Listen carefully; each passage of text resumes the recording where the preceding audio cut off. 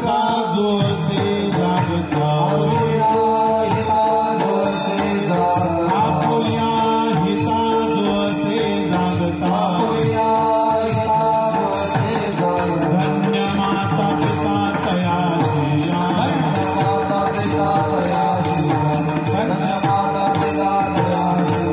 आपुल्या हिता जो असे जागता आपुल्या हिता जो असे जागता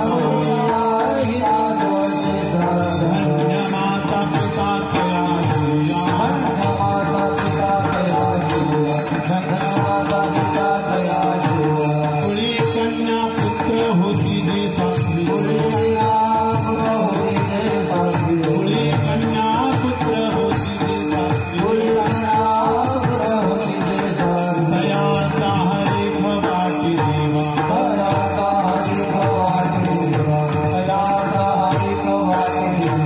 गीता भागवत करीते श्रवण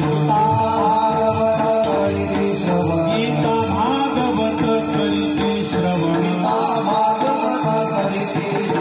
अखंड चिंतन विठोबा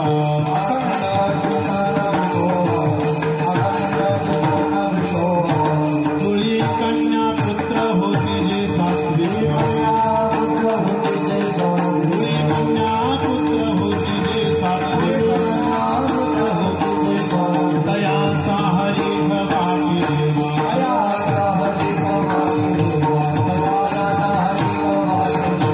तुका म्हणे मज घडो त्यांची सेवा म्हणे मज घडो त्यांची सेवा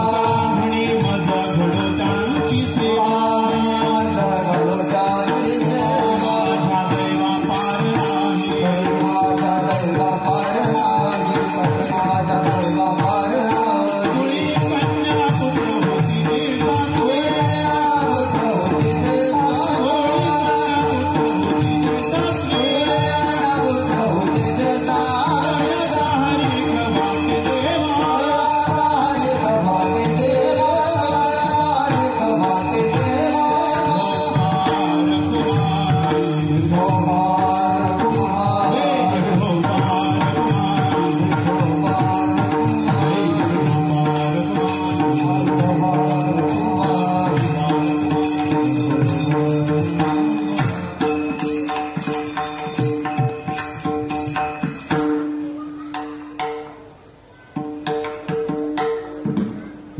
हॅलो थोडासा इको जास्त बास वाढव आणि ट्रबल वाढव त्यांना त्यांचं ॲडजस्ट करून घे.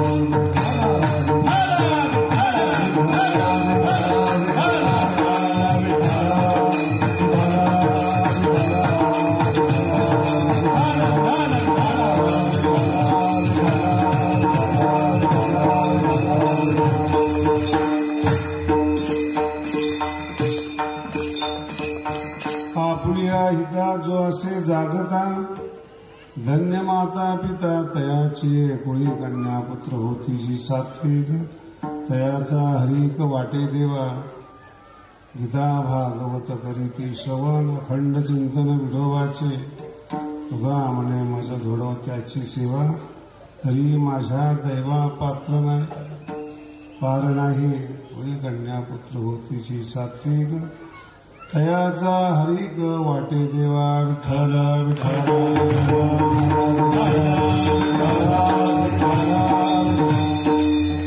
आज भाग्याचा दिवस आहे. भगवान श्री ज्ञानोबरांच्या अगोदर अस्तित्वात असलेले हे सांगवीचं गाव आणि त्या निमित्ताने इथं राहणाऱ्या 21 समाध्या 20 आहे 19 समाध्या आहेत अजून 2 बाकी आहेत. लय लवकर समाधी झाली. 19 समाध्या झालेल्या आहेत आपल्या आणि 21वे महंत भगवानगडाचे विद्यार्थी आहेत. काशीनाथ महाराज शास्त्री अतिशय विद्वान आहेत आणि हे जे आयोजन केलेलं आहेत आज जे मला दिसते ते सगळं भगवानगडच आहे बरं का. आळंदी आणि भगवानगड संयुक्त विद्यमाने सप्ताह चालू आहेत. कारण की गायक वादक हे आळंदीच्या कीर्तनालयही असतात आणि काशीनाथ महाराज आपले मित्र महंत झाले म्हणून त्यांना सपोर्ट करण्यासाठी सुद्धा आलेले आहेत आणि त्यांचा देखावा पाहण्याकरता आपण सगळे आलेले आहात. आणि कदाचित सुदर्शन महाराज यांना अतिशय चांगले उत्तराधिकारी मिळाले आणि पहिल्या वर्षातच असा चमत्कार झाला की आपल्या गावाचा नकाशाच परमार्थिकदृष्ट्या बदलला. हे लक्षात ठेवा. एवढा मोठा मंडप आणि सप्ताह या छोट्याशा गावामध्ये होणं आणि याला तुम्ही लोकांनी आर्थिक सहाय्य करून या सप्ताहाला इथपर्यंत आणणं हे तुमच्या लोकांना धन्यवाद देतो. ओला दुष्काळ आहेत, पाऊस जास्त झालेला आहे, पूर आलेला आहे, त्याच्यात हा भक्तीचा महापूर आलेला आहे. अशाही काळामध्ये तुम्ही परमार्थ करतात. तुम्ही माझ्या दृष्टीने संतापेक्षा श्रेष्ठ असे संसारिक आहात.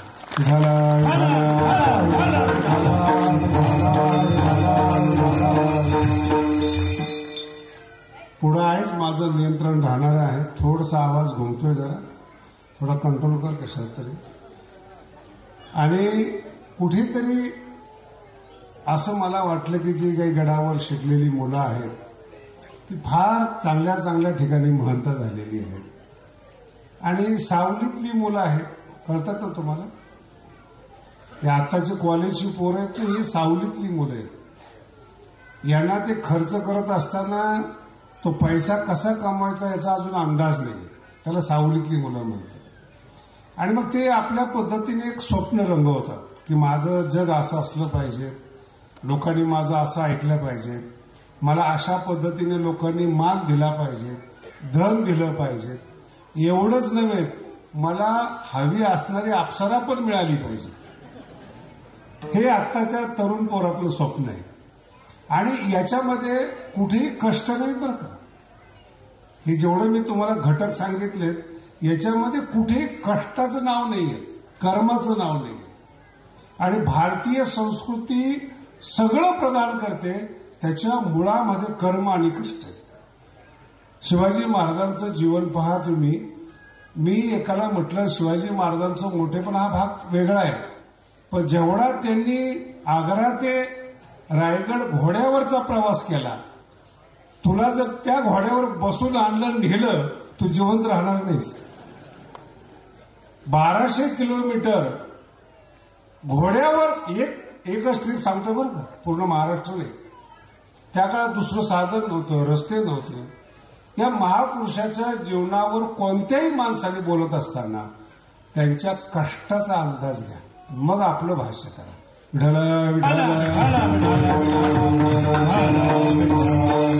एसी मध्ये बसलेले असतात, 2-4 पुस्तकं वाचलेले असतात आणि त्यांना वाटतं की जगाला मी जे सांगेल तेच सिद्धांत आहे, मी जसं सांगेल तसंच लोकांनी ऐकलं पाहिजे. मी अनेक वेळा बघतो स्वतः कर्महीन आहेत. नीट कळालं का? जेवढे सांगणार आहेत ना तेवढे कर्महीन आहेत. कॉलेजमध्ये शिकवणारी जी प्रोफेसर मंडळी आहेत, बिझनेस कसा करावा हे शिकवतात आणि ते स्वतः नोकरी करतात. कधी अंदाज घेतलाय तुम्ही यांचा? ते शिकवतात काय? बिझनेस कसा करावा, पैसा कसा कमावा, त्याची त्यांच्याकडे जर पाहिलं तर ते नोकरी करतात. ते असे लोकांना उपदेश करणारे कर्महीन आहेत, पण स्वतःला बुद्धिमान मानतात. ते हितकारी नाही आहेत. फार महत्वाचा विषय, अगदी लक्ष देऊन ऐकलं. ही तर त्याला म्हणतात आपलं जीवन भगवंताने आपल्याला दिवसावर दिलेले, वाटून दिलेले. केवढाही मोठा माणूस असू द्या, 75 नंतर त्याच्या मेंदूतलं केमिकल कमी होतं, याच्यावर अजूनपर्यंत संशोधन आलेलं नाही. म्हणून जेव्हा म्हातारी माणसं मालक होतात ना, तेव्हा तरुण पोराला हमखास त्रास होतो, जुळतच नाही. मग नवीन एक शब्द आलाय, जनरेशन गॅप. तरुण पोराशी मिळवून न घेणं आणि त्याला हमखास त्रास होतो. एक तर ते त्या काळात वैतागलेलं होतं. त्याच्या काळामध्ये लाईट नव्हती, त्याच्या काळामध्ये एसटी नव्हती, त्याच्या काळामध्ये रस्ते नव्हते. तिथून ते जन्माला आलेलं आहे. आणि आता ही विमानाची पोरं फिरतात, हे कुठं सहन होते त्याला? इतके पैसे खर्च झाले. अरे जाऊ दे ना, तू काय वर घेऊन जाणार आहे का? माझा मुद्दा ऐकून घ्या. परिस्थिती ओळखा, वास्तव ओळखा. या जगाचं वास्तव काय आहे त्याला ओळखा, त्याला अनुकूल व्हा. तुमच्या 700 कोटी लोक आहेत. तुमच्या एकट्याच्या आग्रहाने जगात परिवर्तन होत नाही. हजारो लोक सनातन धर्माला शिव्या देतात. पुन्हा सांगतो, मुस्लिमाला शिव्या देतात, ख्रिश्चनला शिव्या देतात. कोणत्याही धर्माचं काहीच झालेलं नाही, जो तो आपल्या परीने टिकलेला आहे. पडतंय तुम्हाला? फक्त बोलून आपला आत्मा शांत होतो.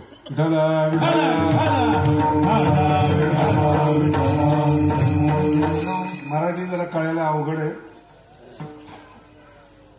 आपला आत्मा शांत होतो म्हणजे काय? एका पैलवानाबरोबर काडी पैलवानाचे भांडणं झाले.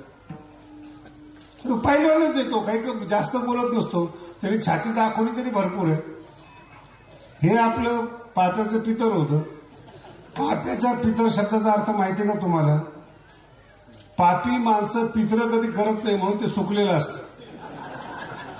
ते त्याच्या खानदानीला जीव घालत नाही, त्याला तुम्ही पंगत द्या म्हणतात. हे कसं पटायचं? म्हणून त्याला पाप्याचं पितर म्हणतात.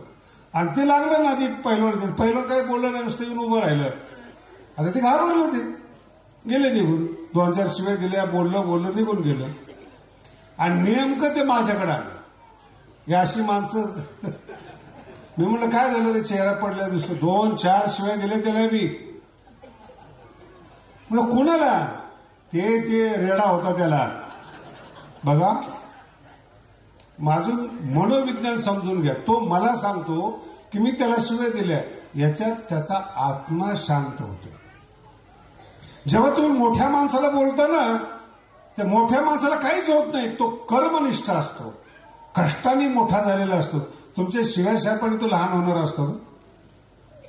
तुमच्या बोलण्याने काही त्याच्यामध्ये बिघाड होणार असतो काही? आणि तुमच्या म्हणण्याप्रमाणे जो मूळ असतो ना, तो तुमच्या खालचा असतो, तुमच्या वरचा नसतो. तुम्हाला जसं वाटेल तसं ऐकणारी बायको असते, तुमचा गडी असतो. मोठ्या माणसाने जर तुमचं ऐकलं तर तुमच्यापेक्षा लहान होतो. मराठी कळाली का? म्हणून सांगण्याचा प्रयत्न करू नका. आणि जेव्हा त्याने 10-5 शिव्या दिल्या, बरं मी म्हटलं त्याच्या नादी लागून काय झालं? महाराज 4 शिव्या दिल्या, आत्मा थंड झाला. लक्षात आलं? हे आत्मसंतुष्ट. तुम्ही जेवढा संसार करता ना, जेवढा तुम्ही तुमचा अभ्यास करता, दाखवता कुणाला? कडक कपडे आहेत, मोटरसायकल आहेत, गाड्या, दाखवता कुणाला? तुमच्या आत्म्याला समाधान व्हावं की मी पुरुषार्थी आहे, मी विद्वान आहे, मी चांगला आहे, दाखवता. पण ज्याला दाखवताय तो तुमच्यापेक्षा वर चढ आहे. दाखवण्यामध्ये याला एक वेगळा शब्द आहे, प्रतिस्पर्धा. या प्रतिस्पर्धेमध्ये तुमचं आयुष्य संपलं, सुखाचं दर्शन सुद्धा झालं नाही.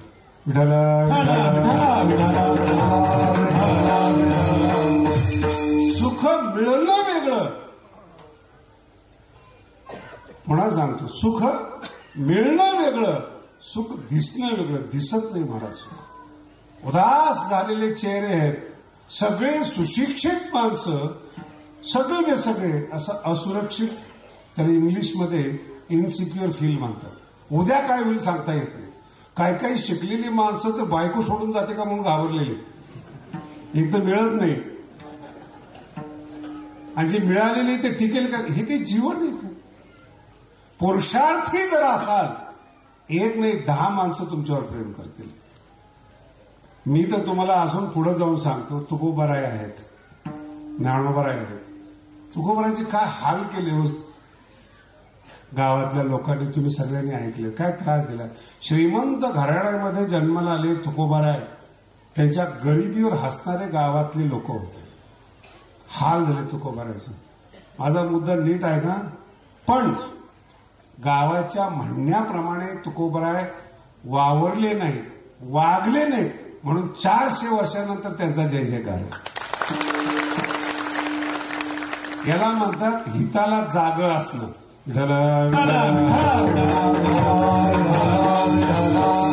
हा छोटा शब्द नाही बरं. हिताला जाग असणं फार मोठा आणि महत्वाचा शब्द आहे. हित कळालं पाहिजे, हा पहिला टप्पा आहे. याला म्हणतात जीवनामध्ये टार्गेट ठरवणं. ही आत्ताची भाषा आहे. काय केलं पाहिजे हे पहिल्यांदा ठरवा. आमचं मी जेवढे लोक पाहतो ना 99% हे प्रवाहवादी आहे. जन्माला आले, नोकरी केली, लग्न केलं, 2 मुलं झाले, येऊन आम्हाला सांगतात महाराज संसार संपला. याच्याकरता जन्म आहे का? तुझ्या एकट्याचा संपला का?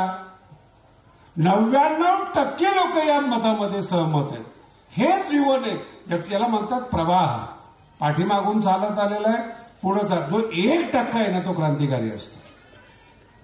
आणि तो 1% एवढा मोठा असतो, गरिबीतून वर जातो आणि जगावर राज्य करतो.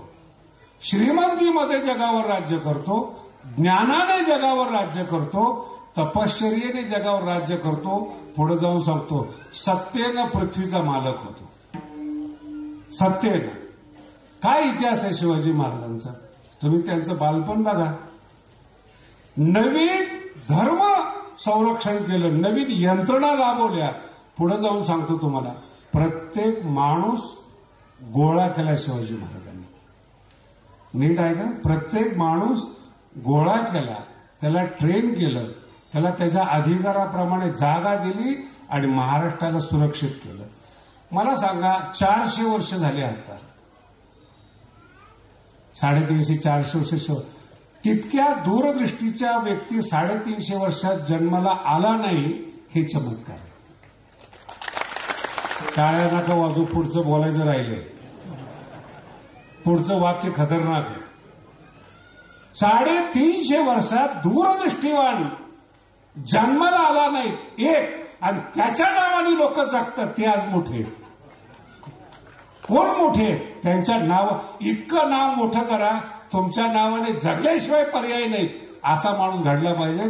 त्याला अभंगातून पहिल्या चरणात सांगा. आपुलिया हिता जो असे जगता, आपुलिया हिता जो असे जगता, आपुलिया हिता जो असे जगता, आपुलिया हिता जो असे जगता.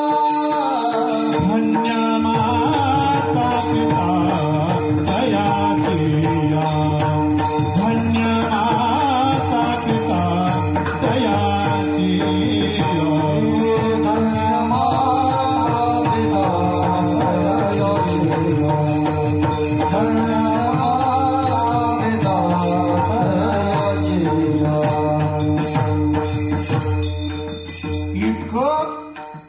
इतकं ताकद भगवंतानी माझ्या समोर बसलेल्या जन्माला आलेल्या माणसाला दिलेली आहे. तरच तुम्ही मोठे होऊ शकता ना. प्रत्येकाला ती एनर्जी तुम्ही चुकीच्या ठिकाणी खर्च करताय, कॉम्पिटिशन मध्ये खर्च करताय, आणखी तुम्हाला वाटते त्या भोगामध्ये खर्च करताय. पैसे कमवण्या तुम्ही मोठे होत नाही. हित कळत नाही तुम्हाला. त्याच्याही पुढे जाऊन सांगतो तुम्हाला, तुमच्या निर्णयाचा तुम्हाला जर पश्चाताप होत असेल, हे तुमच्या बुद्धीचं दुर्दैव आहे. मराठी कळते ना? तुम्ही घेतलेला निर्णय तुमच्या पश्चातापाला कारणीभूत होतो. तुम्ही निवळ मूर्ख आहात.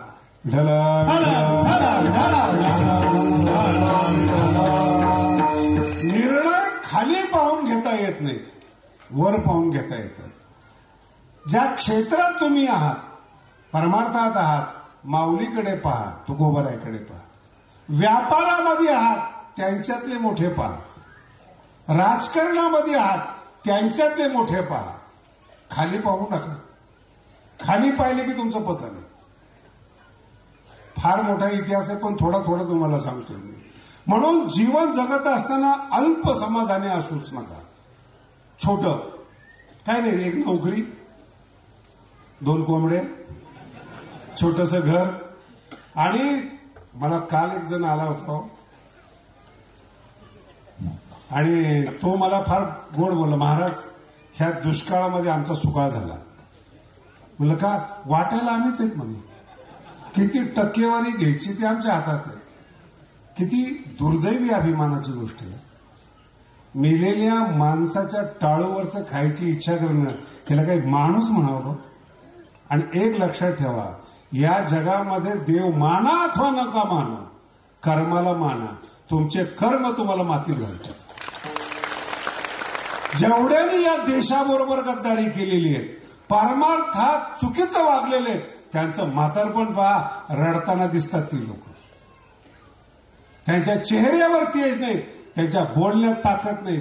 आयुष्यभर चुकीचं वागला, संतांना त्रास दिलेला आहे, शूरवीरांना त्रास दिलेला आहे, देशद्रोह केलेला आहे. हे मोठी मोठी पातक आहेत. यांना हित माहिती आहे का? अच्छा, पुढचा टप्पा आहे का? 200 कोटी तुम्ही माझ्या समोर बसले, प्रत्येकाला 200 कोटी दिले, काय करणार तुम्ही?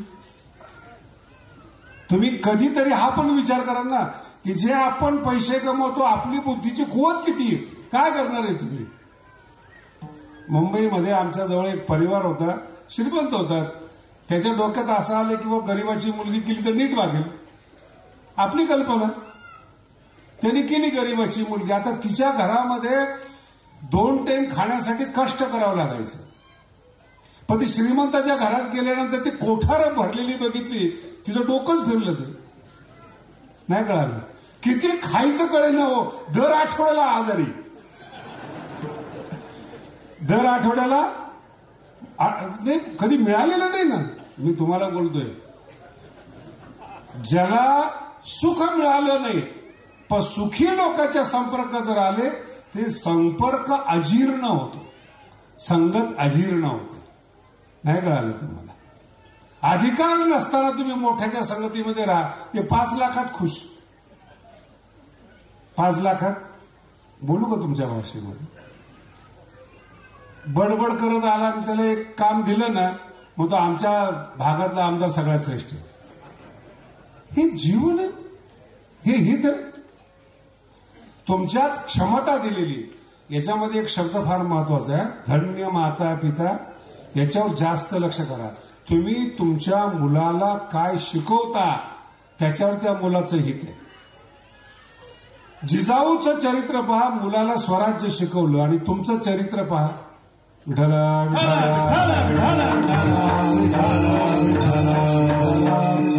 मुलगा भांडण करून जर आला ना, बापाला आनंद होतो, पोरग माझ्यावर गेले. हा, काय शिकवलं तुम्ही त्याला? भांडणं करायचं, चुकीचं वागायचं, आई बहिणीकडे वेगळ्या नजरेने पाहायचं, हे शिकवलं. अहो, त्यांचं जे व्हायचं ते होईल. तुमचं कर्म तुम्हाला मातीत घालतं. जेवढे तुरुंगात गेलेली लोक आहेत आता, त्यांनी चुकीचंच वागलेले आहेत ते. आणि एका कोठडीमध्ये राहणं हे काही जीवन आहे महाराज तुम्हाला? म्हणून धन्य माता पिता ज्यांनी आपल्या मुलाला योग्य संस्कार दिले. आणि तो मुलगा धन्य आहे. बघा, तो मुलगा धन्य आहे. त्याला हित माहिती आहे, पण हितासाठी जागा आहे.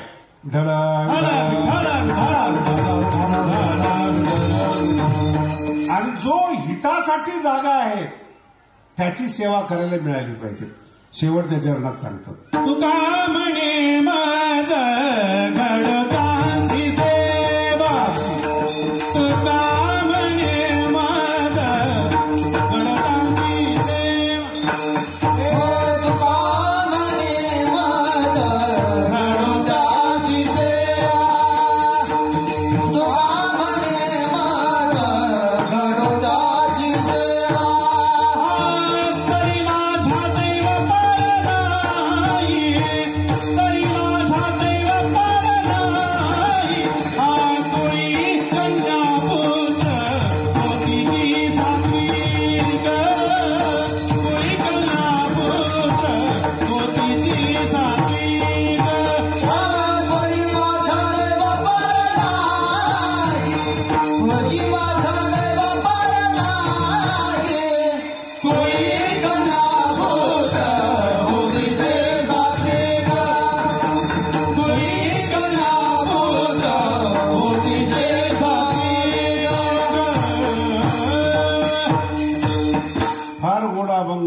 ऐकलेले आहेत, बरेचसे कीर्तनकार बसलेले आहेत.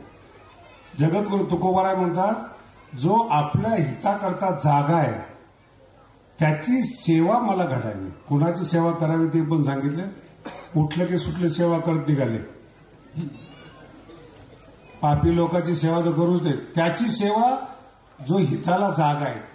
आणि जर अशाची सेवा करायला मिळाली तर तुकोबाराय सारखे संत म्हणतात, माझ्या दैवा काय माझं भाग्य उजायला आलं. जो हिताला जागा आहे त्याची सेवा करायचं. हे दोन वाक्य एक आहेत बरं का. कुणाची सेवा करावी, हिताला जागा आहे तर मदत कुणाला करावी. चोराला मदत करू नये, बलात्काराला मदत करू नये, देशद्रोह्याला मदत करू नये, व्यापारामध्ये जो चुकीचं वागतो, भेसळ करतो त्याला मदत करू नये, त्याला पाठीशी घालू नये. एवढ्या लोकांना जर तुम्ही मदत केली तर तुम्ही पापी व्हाल. आणि याचं श्रेय, याचं फळ त्या माणसाला भोगावं लागेल. तुम्हाला आठवत असेल, संस्कृतमध्ये एक म्हण फार सुंदर आहे. तक्षकाने अपराध केला आणि जाऊन इंद्राजवळ लपला. म्हण आहे ती, तक्षकाय इंद्राय स्वाहा. चुकलेल्या माणसाला आधार दिला इंद्राने, ज्यांनी 100 यत्न केले. आणि मग जो इंद्र झालेला आहे, एवढा पुण्यवान इंद्र, त्यांनी एका पापी माणसाला, चुकीच्या माणसाला आधार दिला. आणि जेव्हा आहुती सुरू झाली तेव्हा तो येत नव्हता खाली, तक्षक. मग राजाला सांगितलं. राजा म्हणला, इंद्रासहित त्याला अग्नीत टाका. नाही कळाल, अपराध दुसऱ्याने केलेला आहे आणि पाठीशी तुम्ही घातले. तुकोबारायचं वाक्य सांगतो, पक्क डोक्यात ठेवा. नाही पुण्य करता आलं तर ठीक आहे, पण पाप झालं नाही पाहिजे हातातून. हे तुकोबारायचं वाक्य आहे. पुन्हा केले पाप जेने, ज्यांनी डायरेक्ट पाप केलेलं आहे, दिले अनुमोदन, त्याला मदत केली, दोघासी पतन सारखीची.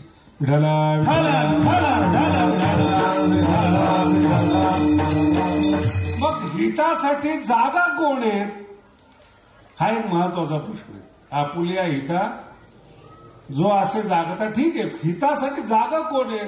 पहिला टप्पा असा या अभंगाचा, कोणत्याही माणसाला हितच कशातही माहित नाही. हित कशाला म्हणतात हेच माहित नाही. म्हणून मी पहिल्यांदा हा टप्पा सांगितला. प्रवाह रूपाने चालणारी लोक आहेत. कीर्तनकाराचा मुलगा आहे, त्याला कीर्तनकार व्हायचं. डॉक्टरचा मुलगा आहे, परंपरेने झालाय, त्याची हॉस्पिटल बांधून ठेवलंय, तो म्हणतो मला डॉक्टर व्हायचं. वकिलाचा मुलगा, याला म्हणतात प्रवाह. तुमची बुद्धी कोरी आहे. तुमच्या बुद्धीमध्ये असं बीज पेरा, नरदेहाचं कल्याण होत होत जगाचं कल्याण झालं पाहिजे. तुमचं तर झालंच पाहिजे, त्याच्यावर संशय नाही. तुमच्या, म्हणून मी मगाशी शिवाजी महाराजांचं उदाहरण दिलं. त्यांचं घडवलेलं त्यांनी जीवन, आणि त्यांच्या नावाने जगणारी लोक किती करोड रुपये कमवत असतील. कधी अभ्यास केला कोणतेही, शिवाजी महाराज म्हणून संतांच्या नावाने आमचे महाराज लोक, तुकोबाराय, ज्ञानोबाराय, किती पैसे कमवतात. मला विचारलं, महाराज हे बरोबर नाही. मी म्हणलं, ते जसे आहेत तसे, तुम्ही मूर्ख आहात. नीट आहे का. पैसे घेणाऱ्या कीर्तनकाराला मी बोलत नाही, हा अभंगाचा विषय आहे. आपुल्या हिता जो असेल त्याने घ्यायचा असेल तर घेऊ द्या ना, देणारे तुम्ही आहात. विषय काय बघा तू माझा. त्यांना संत समजणं ही आपली चूक आहे. ते प्रचारक आहे संतांचे. मराठी कळते. तुमच्या भागातले आमदार आहेत, त्याचे कार्यकर्ते आहेत का नाही, बोला ना. मग संतांचे कार्यकर्ते नसावे का. कार्यकर्त्याचं जरा जसं काम घेऊन पोट भरतं 5,000, तसं याला पाकिटे मिळतात ना. हे संतांचे कोण आहेत, हे प्रचारक आहेत. त्यांना संत समजणं आपला मूर्खपणा आहे. आणि तुम्ही अशा काळात जन्माला आलात, बघा, अशा काळात जन्माला आलात, तुम्हाला कोणत्याही माणसाची हित कशात आहे हे ऐकायची गरज नाही. तुम्हाला डायरेक्ट गाथा वाचू शकता, तुम्ही डायरेक्ट ज्ञानेश्वरी वाचू शकता. मधल्या माणसाची गरज, तुम्ही आळशी आहात म्हणून कीर्तनकार सफल आहेत. नाही कळाली मराठी.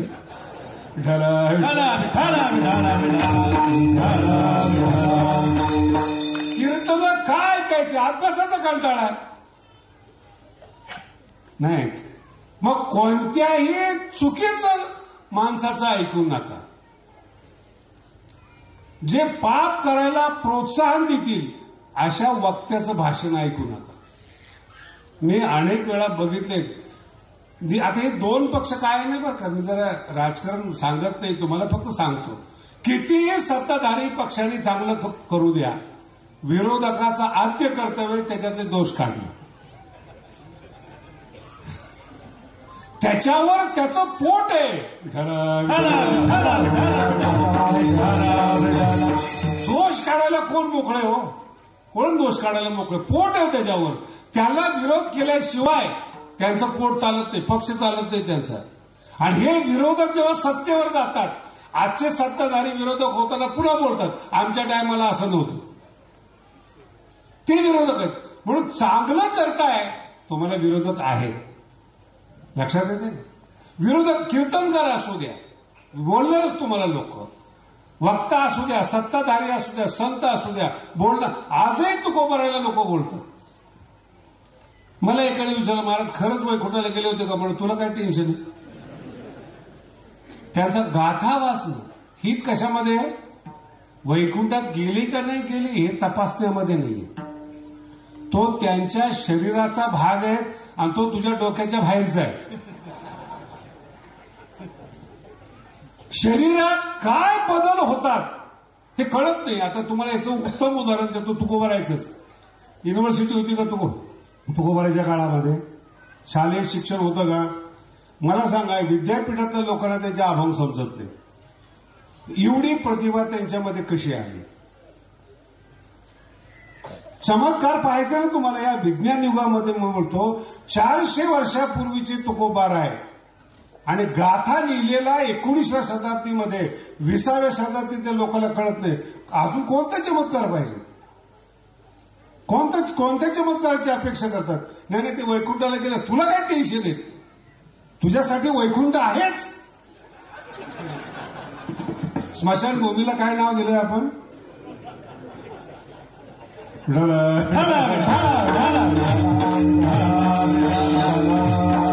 ज्ञानेश्वरीमध्ये एक फार सुंदर विषय आहे.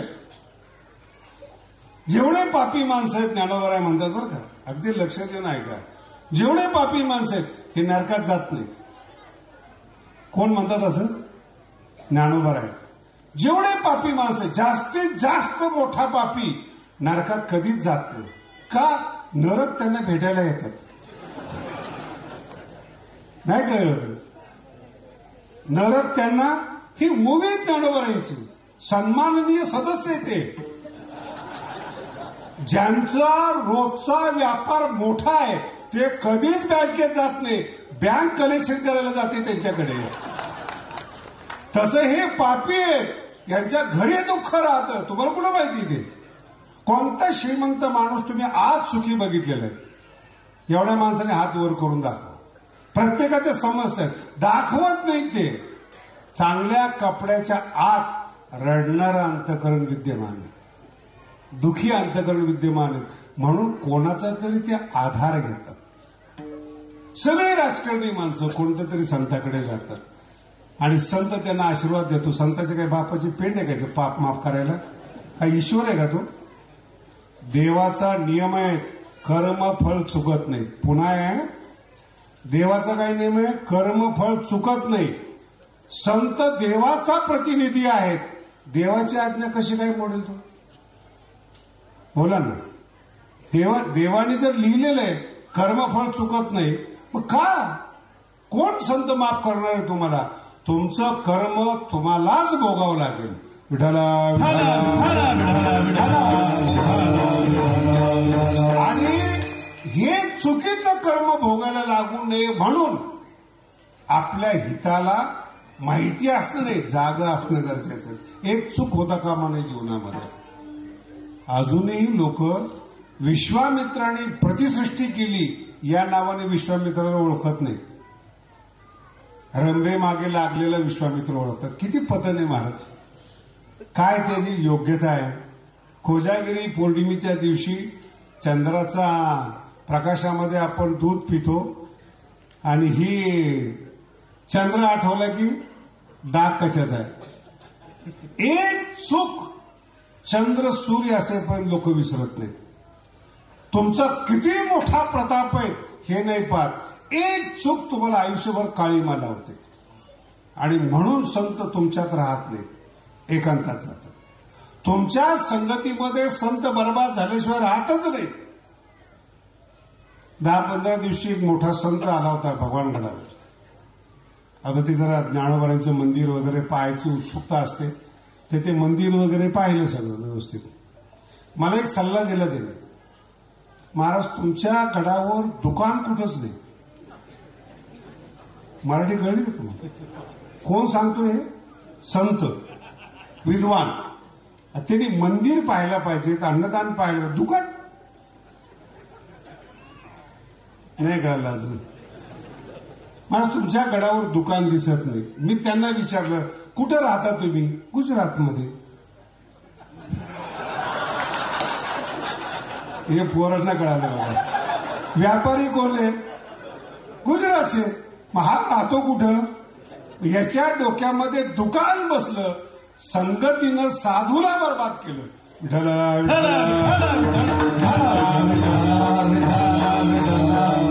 आणि जर दुकानदार संतांच्या संगतीमध्ये आला, नाही कळालं, त्यांचं नाव आहे तुकोबाराय. दोन्ही घटना आहेत. परंपरेनं दुकानदारी आहे, व्यवसाय, सावकारकी तुकोबारायांची. आणि संतांच्या सहवासात आले, संत झाले. म्हणून कधीही कोणत्याही संताला गरीब समजू नका. नाथ महाराज असतील, तुकोबाराय, परिस्थिती बदलली असेल पण त्यांचं रक्त हे मोठ्या घराण्यातलं आहे, लहान घराण्यातलं नाही. नाहीतर त्यांना जर अपूर्ण सुविधा मिळाल्या असत्यात, त्या सुविधा पूर्ण करण्यात जीवन गेलं असतं. लहानपणीपासून तृप्त आहेत म्हणून आलेल्या परिस्थितीला घाबरत नाही. बुद्धी ती आहे. त्याच्या पुढं आत्ताच्या भाषेत सांगतो, डीएनए जे आहेत ना शरीरातले, ते मोठ्याचे, हलकटाचे नाही आहेत. हलकट मोठा जरी झाला तरी तो हलकटच असतो. हे तुम्हाला जास्त माहिती, तुमच्या अनुभवातले. मोठा गरीब जरी झाला तरी विचाराने तो मोठा असतो.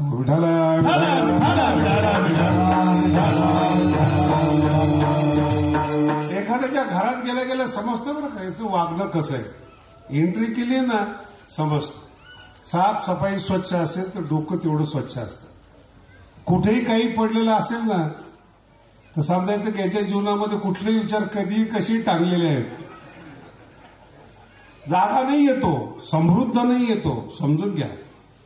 म्हणून पहिली गोष्ट या अभंगातली अशी, हे समजलं पाहिजे, त्याच्याकरता अध्ययन केलं पाहिजे.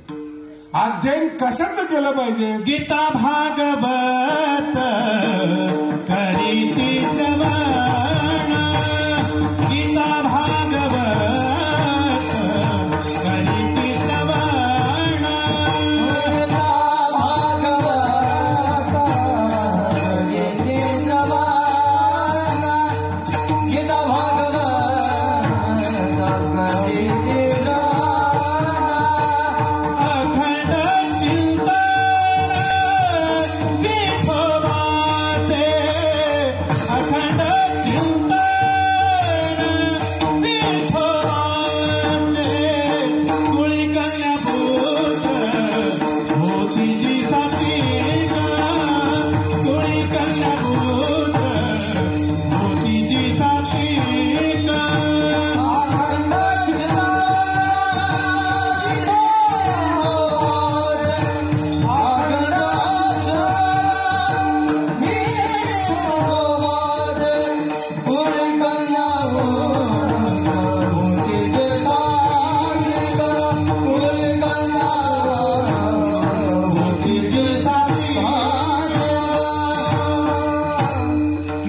साधना आहे 3.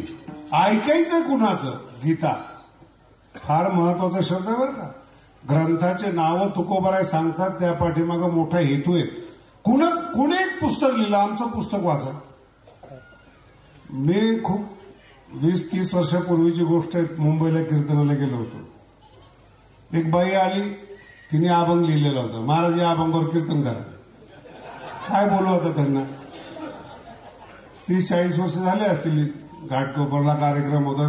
दिला तिने चिठ्ठी, मला या अभंगावर कीर्तन करा. म्हटलं पाठ नाहीये. समोर घेऊन चालता. काय म्हणतात ते, पाठ नसला तरी समोर घ्या. नाही का ते लोक, मोठे मोठे लोक चिठ्ठी वाचून सांगतात.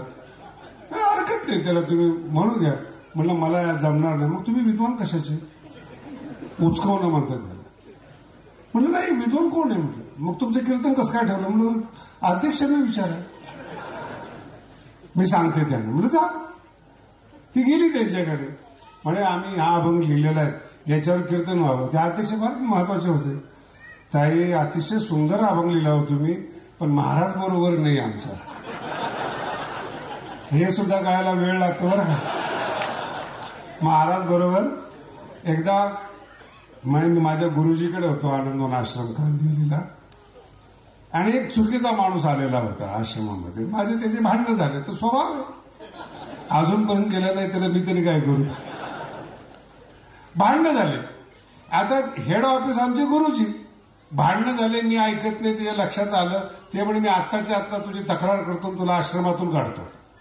इथपर्यंत. तो मोठा माणूस होता, पण अंतकरणाने लहान होता. हे चाड्या करणं काही मोठ्या माणसाचे काम आहेत का. रोज संसारामध्ये धक्के बसतात. काय तक्रार करायची त्याची. रोज लोक शिवाय देतात.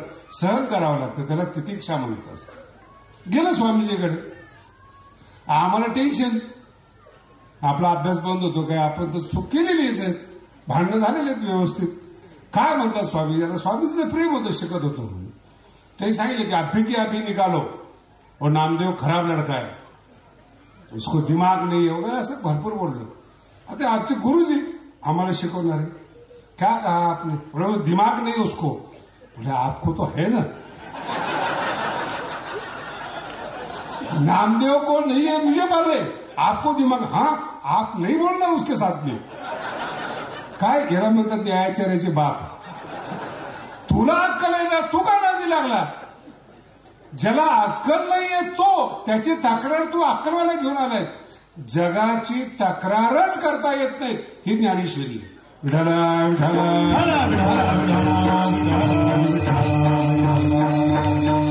जग आपल्या प्रवाहात, आपल्या धोंदीमध्ये चालणार आहे. ह्याच्यावर ज्ञानोबारांची उन्मत्ते जगे. जग हे उन्मत्त आहे, ज्ञानोबाराय सांगतात. तरुण पोरं बघा तुम्ही, कॉलेजला जाऊन अभ्यास करत नाहीत, आपल्या हिताला बाधा आणतात. ते जिथं अभ्यास करण्याकरता जग आहे तिथंच ते अभ्यास करत नाहीत. नंतर चपराशाची नोकरी मिळत नाही महाराज. आणि जर तिथं अभ्यास केला तर कलेक्टर म्हणून एका जिल्ह्याचा मुख्यमंत्री असतो.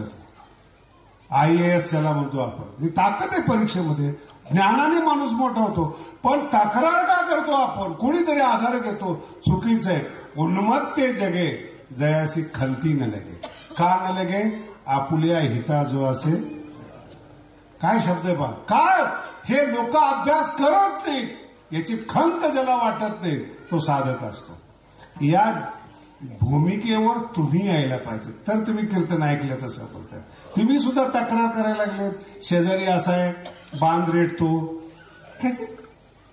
मी आता आमच्याकडे काही वकील येतात त्यांचं पाहतो. बांधावरून भांडण येतो. पुरुषार्थ पाहिजे हो. हे 2 एकर घे आम्ही कमवतो, याला म्हणतात पुरुष. बांधावरून भांडणं करणं बायासारखं नाही कळालं अजून. मला भगवानगडावर बसून 22 वर्ष झालेत. आतापर्यंत एकही लाकूड विकत घेतलेलं नाही मी. का. बांधावरचे सगळे लाकडं आमचे.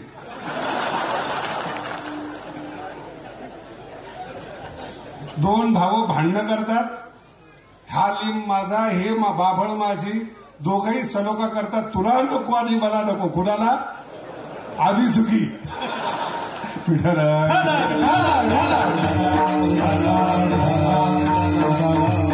नाही लक्षात येते. तक्रार करू नका. मनगटात बळ असण्याला पुरुषार्थ म्हणतात. नाही पुढचा विषय सांगतो आणखी. अहो देव तुकोबराच्या हातामध्ये येतो. इतकी ताकद माणसामध्ये हे आपल्याला कळत नाही असे आपण बावळट आहोत. जे जे श्रीमंत आणि मूर्ख माणसं जेव्हा कधी काही मागण्यासाठी देवाकडे जातात त्यांच्यावर दया येते. महाराज मागू नका हो, भिकारी बनून देवाकडे जाऊ नका, भिकारी होऊन संताकडे जाऊ नका, पुरुषार्थ करा, कर्म तुम्हाला पाहिजे ते देतं. ही शिकवण ज्ञानोबरायांची, ही शिकवण गीतेची. गीतेमध्ये एक श्लोक आहे. अर्जुनाला असं वाटत होतं बरं की भगवंतांनी सांगावं तू जिंकणार आहे म्हणून. बरेचसे लोक बघा ना, नुसतं ते सट्टाला मटकाचा नंबर सांगा, कोण निवडून येणार आहे ते सांगा, असे आहेत ना लोक, कर्म न करता फळाची अपेक्षा करणारे. तसं अर्जुनाला वाटायचं देवा ही धेंड आहे, द्रोणाचार्य, भीष्माचार्य, मी नाही जिंकू शकत. आणि अर्जुनाला असं वाटायचं, बघा तुमची मानसिकता आणि अर्जुनाची मानसिकता कशी. अर्जुनाला असं वाटायचं की देवाने सांगावं तू जिंकणार आहेत, मी लगेच धनुष्य उचलतो. कृष्ण येतो, सर्वज्ञ येतो, फक्त त्यांनी म्हणावं तू जिंकणार आहेत, लढ. भगवंत म्हटले नाही तर याला गीता म्हणतात. का गीता ऐकायची? भगवंत म्हणले नाही तू जिंकणार आहेस. भगवंत म्हणले हे पा, आता आपण युद्धामध्ये उतरलो नाही, याच्यात दोनच गोष्टी होतील, मिळलं तर स्वर्ग मिळेल. कृष्ण म्हणतात अर्जुनाला हातो प्राप्स्यसी स्वर्गम, आणि जर तू जिंकलास अख्ख्या पृथ्वीचा मालक होशील, पण मी सांगणार नाही तुला. ही गीता आहे आणि याचं श्रवण महत्वाचं आहे. आणि प्रेम कसं करावं जगावर हे भागवत आपल्याला शिकवतं. पुन्हा एकदा सांगतो, ज्ञान गीतेमध्ये आहे आणि प्रेम भागवतामध्ये आहेत. याचं श्रवण करतो तो साधक असतो. विठाला आणि या दोघांच्या श्रवणानंतर भगवंताचं चिंतन आपल्या जीवनामध्ये, अखंड चिंतन, आशांचा आनंद होतो. कुळी कन्या पुत्र होती जे सात्विक, कुळी कन्या पुत्र होती जे सात्विक, कुळी कन्या पुत्र होती जे सात्विक, कुळी कन्या पुत्र होती जे सात्विक, तयाचा हरिख वाटत देवा, तयाचा हरिख वाटत देवा, कुळी कन्या पुत्र होती जी सात्विक, कुळी कन्या पुत्र होती जी सात्विक. तयाचा हरिख वाटत देवा, तयाचा हरिख वाटत देवा, कुळी कन्या पुत्र होती जे सात्विक, कुळी कन्या पुत्र होती जे सात्विक, होती सात्विक. अभंग फार गोड आहे, फार गोड आहे. ज्ञान शिकवतं, प्रेम शिकवतं. दोन गोष्टी याच्यात महत्वाच्या आहेत. जो मनुष्य आपल्या हिताला जागा आहे, जगद्गुरु तुकोबाराय म्हणतात मी त्यांची सेवा करण्यात धन्यता मानतो. एक, आणि ज्यांनी तुम्हाला जन्माला घातली जी निसर्गाची शक्ती आहे तयाचा हरिक. संतांना तुमच्याबद्दल आनंद होतो आणि देवाला तुमच्याबद्दल आनंद होतो. असं प्रफुल्लित जीवन तुमच्या हातून जगावं, हा या अभंगाचा महत्वाचा अर्थ आहे बरं. आणि आपले हे थोडंसं कीर्तन सुदर्शन महाराज खाडे यांच्या उत्तराधिकारी नेमणुकीमध्ये आणि 50 वर्ष पूर्ण झाले, तसे 55 वर्ष झाले त्या सप्ताहाला. पण कोरोनामध्ये काही काळ गेल्यामुळं तो सुवर्ण महोत्सव नवीन महंताच्या हातून तयार व्हावा या निमित्ताने हा कार्यक्रम केला. सकाळी चांगला कार्यक्रम झाला. फक्त परिसराला एकच विनंती आहे, महाराज अतिशय चांगले आहेत, भागवतकार आहेत, कथाकार आहेत, आणि आत्ता सांगितलं गीता भागवत त्यांच्याकडून सगळ्यांनी श्रवण करून आपल्या येणाऱ्या पिढीला बलवान बनवा, भिकारी बनवू नका. हाच या अभंगाचा मुख्य संदेश आहे. आपण या ठिकाणी 2 मिनिटं थांबू. विडोबा रघुमाई विडोबा रघुमाई विडोबा रघुमाई विडोबा रघुमाई, विडोबा रघुमाई,